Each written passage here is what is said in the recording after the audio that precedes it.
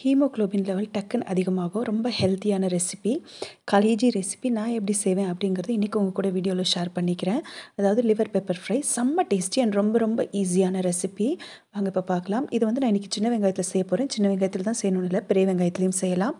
நான் சின்ன வெங்காயம் நிறைய உரிச்சு வச்சுருக்கேங்கிறதுனால செய்கிறேன். அது மட்டும் இல்லாமல் சின்ன வெங்காயத்தில் செய்யும்போது ரொம்ப டேஸ்ட்டாகவும் இருக்கும். ஸோ சின்ன வெங்காயம் கழுவிட்டு கட் பண்ணி எடுத்து வச்சுருக்கேன். இப்போ இது வந்து நான் ஒரு குக்கரில் 2 டேபிள் ஸ்பூன் அளவுக்கு எண்ணெய் சேர்த்துக்கிறேன். சின்ன வெங்காயம் இல்லாமல் நீங்கள் பெரிய வெங்காயத்தில் செய்கிறதா இருந்தால் 2 பெரிய வெங்காயம் சேர்த்தா போதும். இதுக்கு வெங்காயமும் எண்ணெயும் நிறைய தேவைப்படாது, கொஞ்சமாக இருந்தாலே போதும். ஸோ 2 பச்சை மிளகா, கொஞ்சம் சின்ன வெங்காயம், அதுக்கப்புறம் 2 தக்காளி இதை மட்டும் சேர்த்துக்கிறேன். சேர்த்துட்டு இப்போ எண்ணெயில் வதக்கிக்கிறேன். எண்ணெயில் இது வந்து நல்லா ஒன்று கூடி வதங்கட்டும், கலர் சேஞ்ச் ஆகிற வரைக்கும்.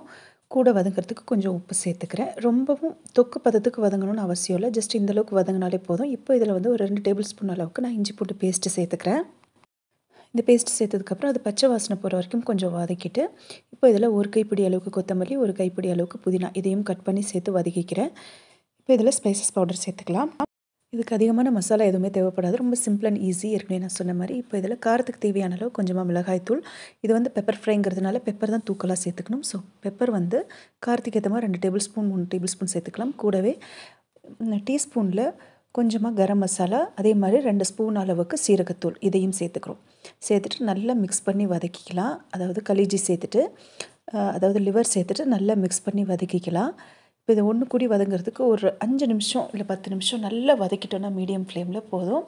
அதுக்கப்புறம் தண்ணி மூழ்கிற அளவுக்குலாம் ஊற்றக்கூடாது, அதை விட கம்மியாக தான் ஊற்றணும். இதுக்கு தண்ணி நிறைய சேர்க்கக்கூடாது. சேர்த்துட்டு விசில் வச்சு எடுத்துட்டோன்னா அவ்வளோதான், சூப்பராக ரெடி ஆகிடும். தண்ணியை நல்லா வற்ற வச்சிட்டோன்னா போதும், சூப்பராக ரெடி. சிம்பிள் அண்ட் ஹெல்த்தியான கலேஜி ரெசிபி ரெடி. கண்டிப்பாக ட்ரை பண்ணுங்கள். தேங்க்யூ.